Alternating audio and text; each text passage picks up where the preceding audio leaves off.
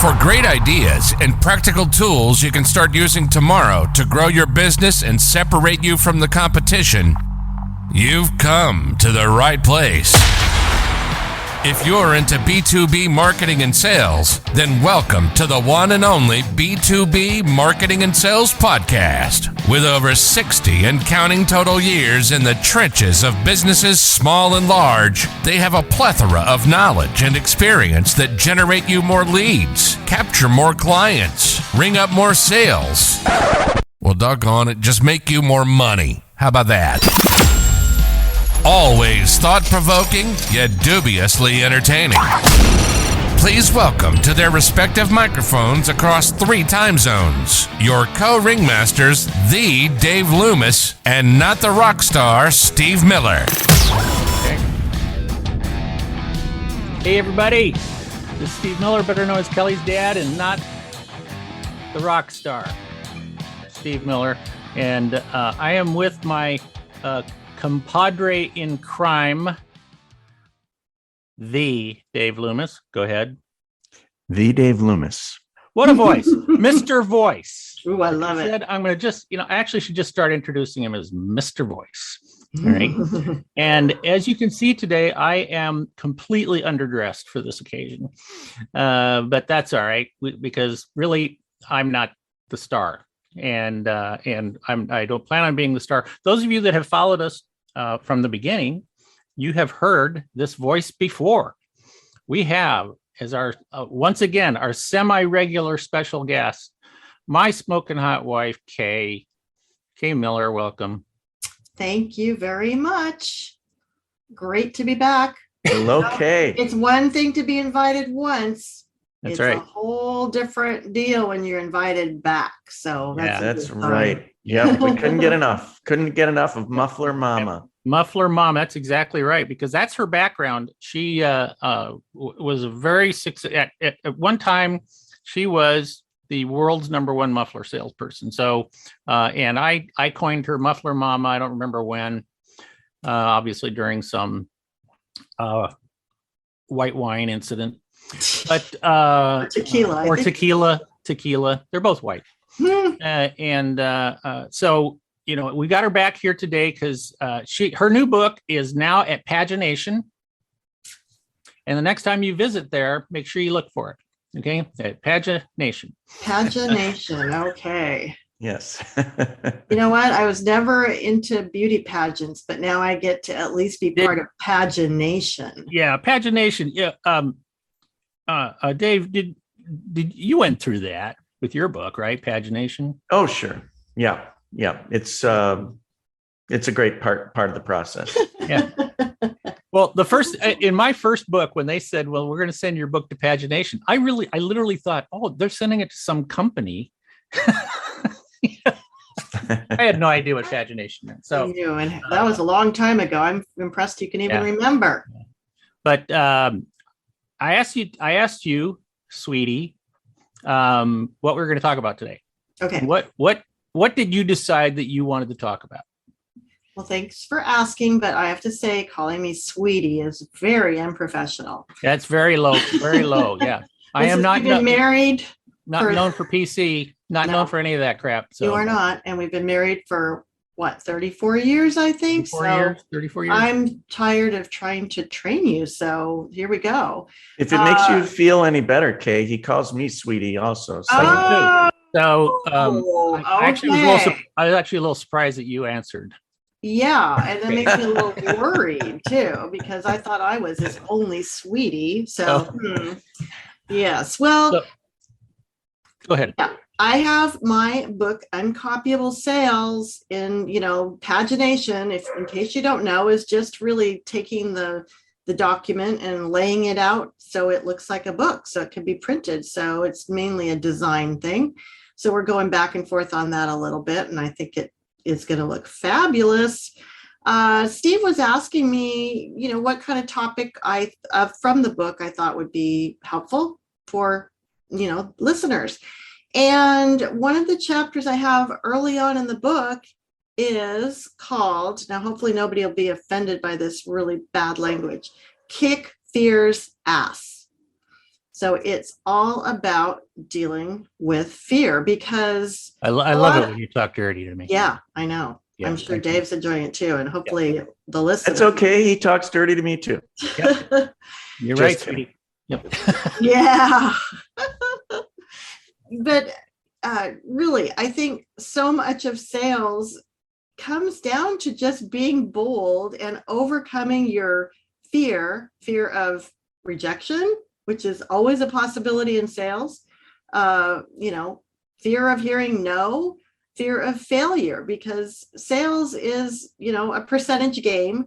And the people who are bold enough to keep going out there and trying and asking the questions and making more presentations, suggesting their solutions to more customers, a lot of that is really what sales is all about in my book. And I actually have a book, so I can say that. That's fantastic. Dave, it sounds like you're agreeing with that, sweetie, right? I agree with everything you said wholeheartedly, 110%. And as you were saying that, I was thinking back to growing up, formative years.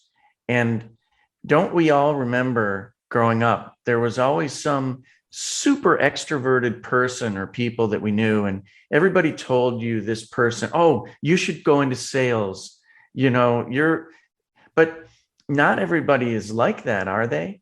And so I feel like as a result, like when we all grow up, we're conditioned to think that a salesperson is a certain kind of way, a certain kind of person. And unless you are that kind of person and you're already in sales and you have no fear already, then you think, oh, that's not me. I'm not really a salesperson, or I'm not that great a salesperson, or maybe I can make my way or something. But do you find that at all? Do you think that people have to be almost reconditioned? Well, I think so. I think we have to recondition ourselves, because I think everybody, the vast majority of people were shy as a kid, felt awkward. That was certainly me. And we had to push ourselves, to do things as kids just to be part of the crowd. And it looked really easy for some people, and others, it was a lot harder. So I don't think it really has to be a natural quality, because there are so many qualities that go into a good salesperson. So you might be naturally extroverted, but you might not be a good listener or a good problem solver, all those other things. So the natural outgoing extroverted person might have it easier in some ways, but they will have other challenges. I myself was pretty shy and quiet growing up, and if you know me at all, I've grown out of a lot of that. She's no longer.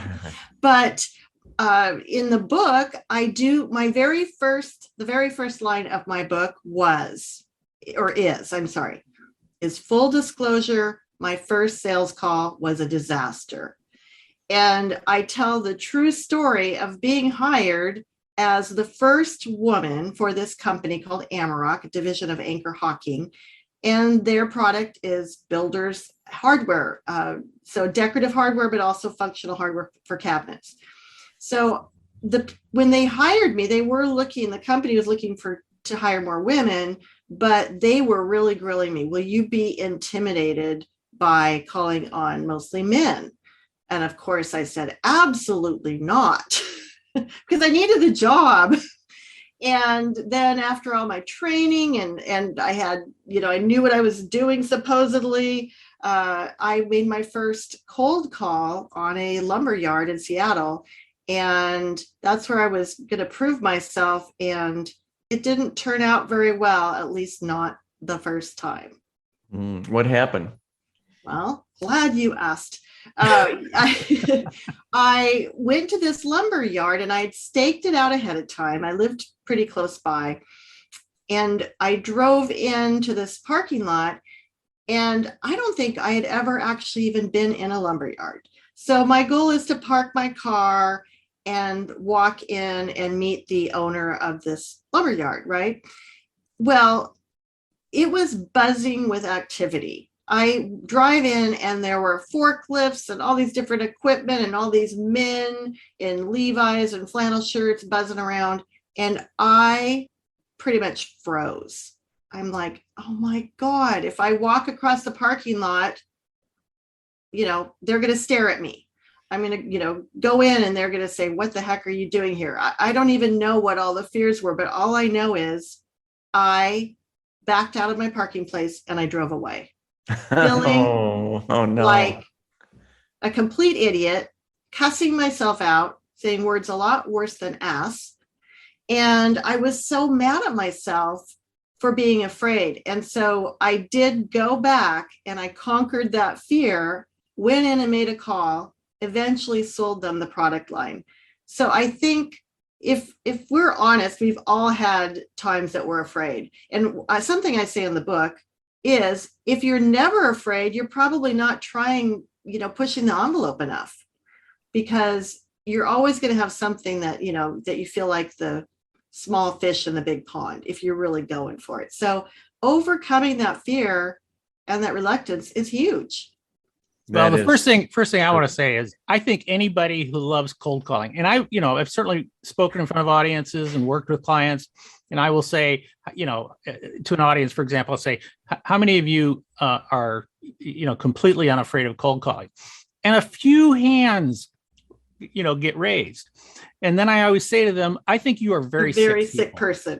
I know that line. Because I am not, I do not like cold calling. Never did like cold calling. However, I will say, anytime we try to do something that we've really never done before is uncomfortable, don't you think?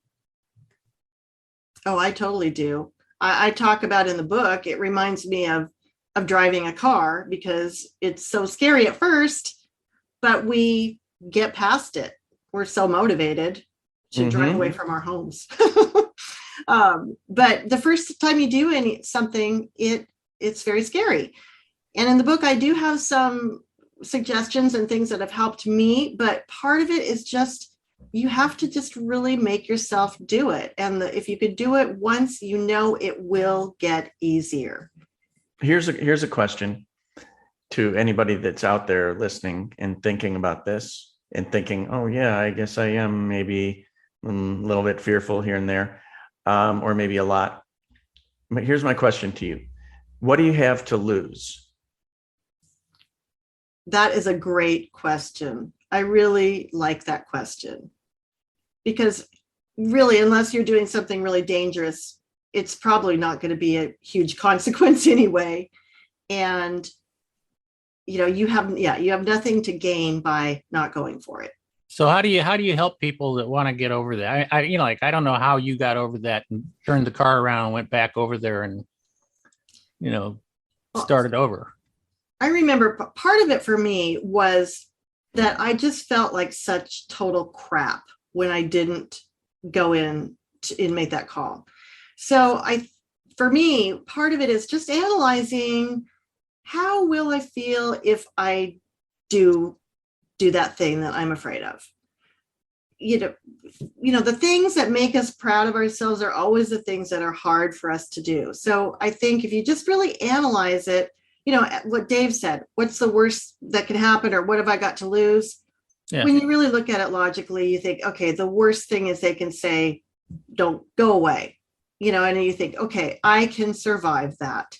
But if you think about on the flip side, how will I feel if I make myself do this? Even if it goes wrong, even if they kick you out or say no, or whatever your worst fear is, that's still a win. That's still a win, because you can say, I did it. I overcame that. And then you're going to, the old comfort zone, we've been hearing about that forever, the circle and going outside your comfort zone.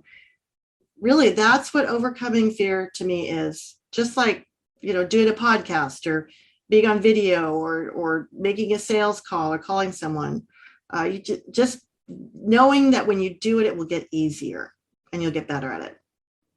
You're talking about, we're kind of talking about cold calls right now, but fear comes into a lot of different, areas, like as a speaker, for example, I still remember the first time I asked somebody to pay me, something that had a comma in it, for a speech, which I had never been paid that much before, and then finally decided, okay, I'm going to ask for, I think it was $1,500 is what we asked for, honey, and sweetie, baby, and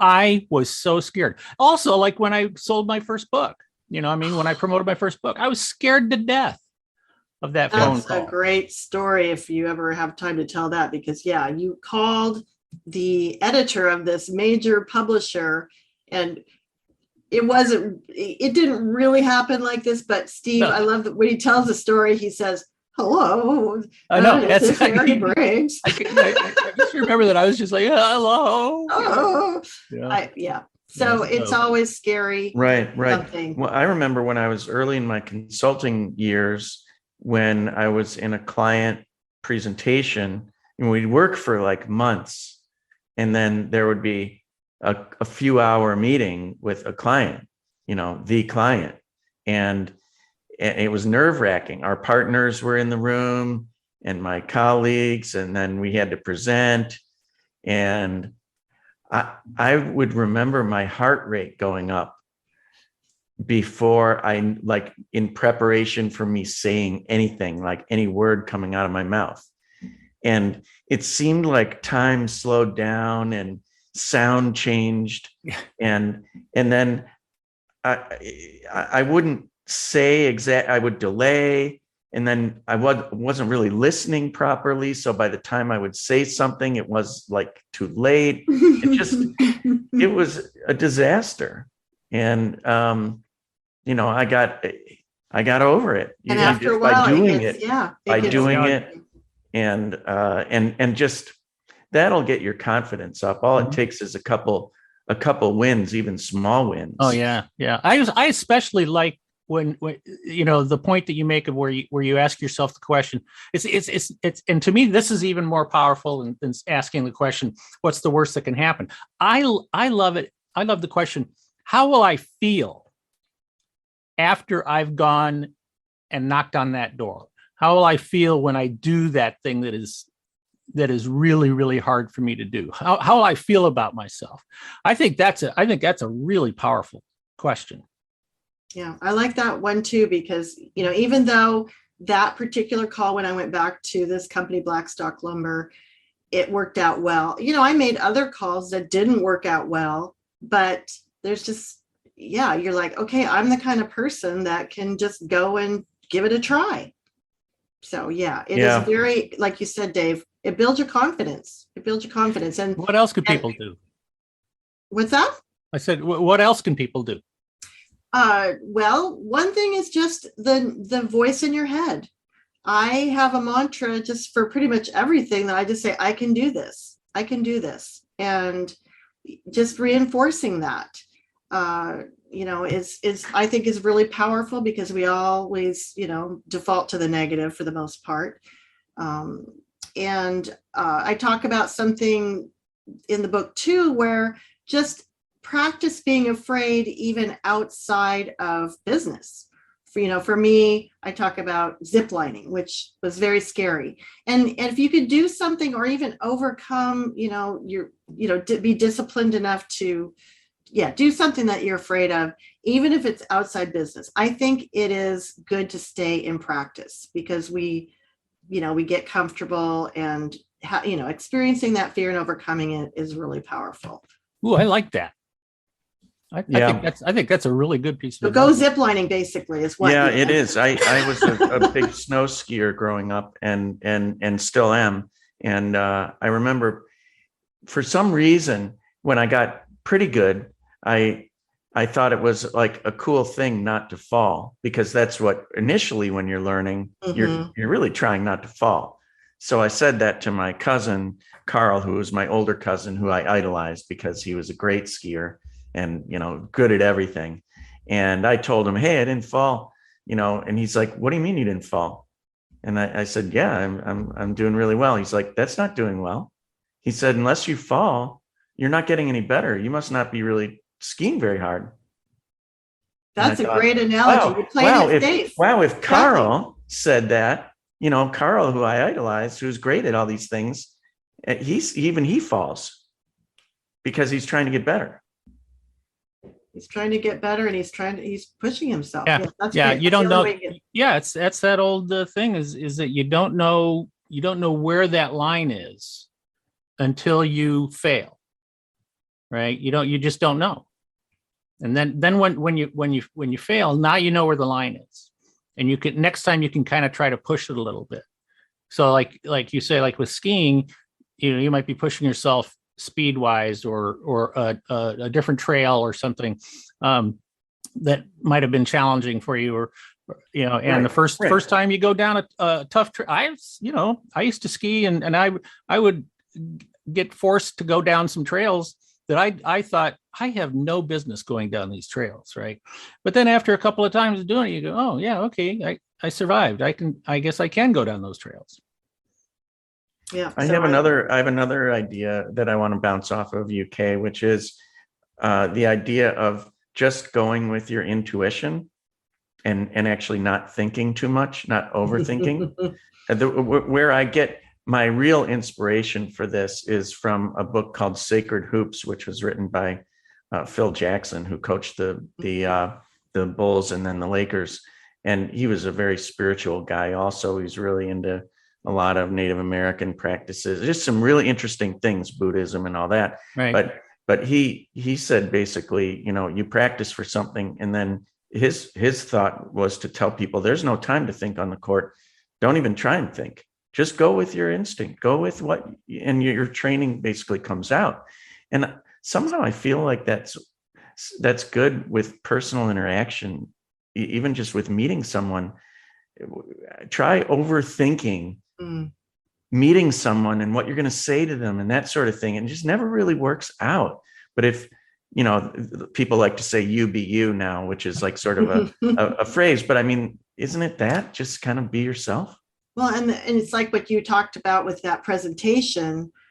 You were so wrapped up in, what are you going to say? And just the particulars, when that would have been good advice to say, okay, let that go and just go with your intuition. You believe in this product, this presentation, just share that instead of worrying about what people are going to think or how you're going to sound, all that. So yeah, that's good. I like it. Yeah. Too. I remember one time I was on a sales call with Dutch Anthony's honey. I know him. And the sales call, we were trying to make a sale to Kohler company, right? Up in Wisconsin. And we were going to be pitching them on a trade show exhibit, a custom design trade show exhibit.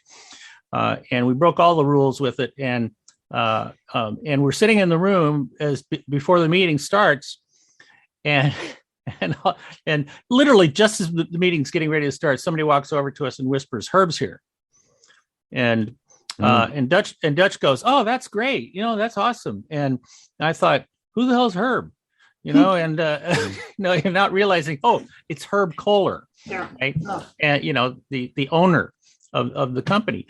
And when they explained to me, it was Herb Kohler, one of my first things was like, oh my gosh, I hope I don't sound stupid, and and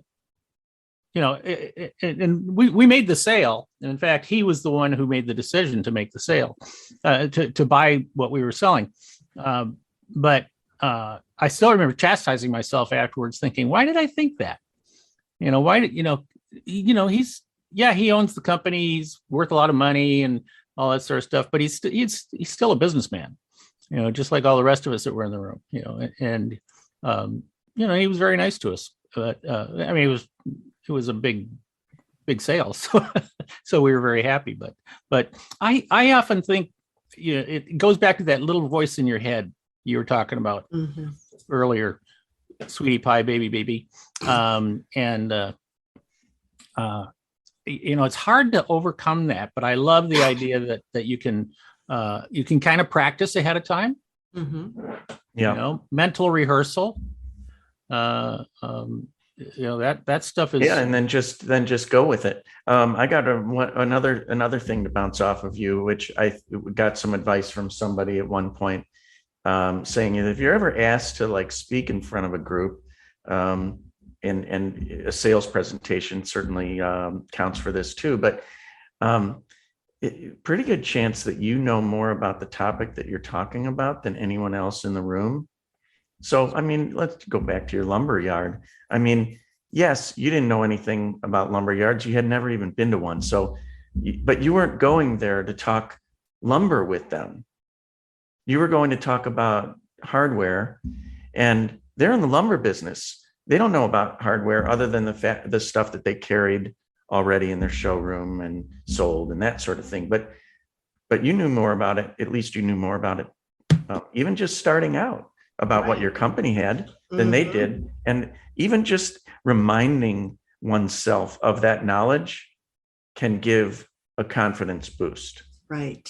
Yeah. They have to know, how much do they know about every single thing they sell in their store? Not a ton. So yeah, I had, of course, being such a good student and, good salesperson, I knew a lot about my products. So that's a great point too. So I'm going to cut us off here in a couple of minutes, but I want to kind of set the stage for next time you come in, because I want to set the stage for the how to separate yourself from the other salespeople, and what you did at Walker Automotive to one of the things that you did, and I'm sure you know what I'm talking about. But if we were to how do we wrap this up? Okay, that Casey baby Casey. Oh my gosh. Just hand this back over to Dave after you're done, so that he can take us out of here. But what would be your last thing that you would share with people? I would say, and I won't say who this person is, but I know a sales manager that regularly tells his salespeople, get uncomfortable.